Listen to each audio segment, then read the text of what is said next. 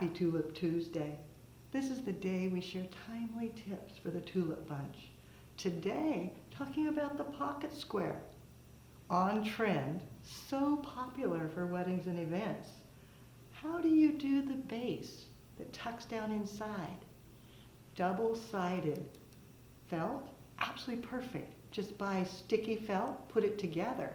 But even better, pre-measured, ready to go, you use the felt tape border that they sell for projector screens. It's 3 inches wide, exactly what you need.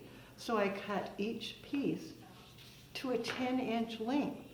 Then all you have to do is pull off the backing, stick it together, and you have the perfect base ready for your flowers. And using Oasis Floral adhesive, you can glue on whatever you would like, getting the perfect pocket boutonniere, and then just slide it right in place. How easy is that? Now you know how the pros do it.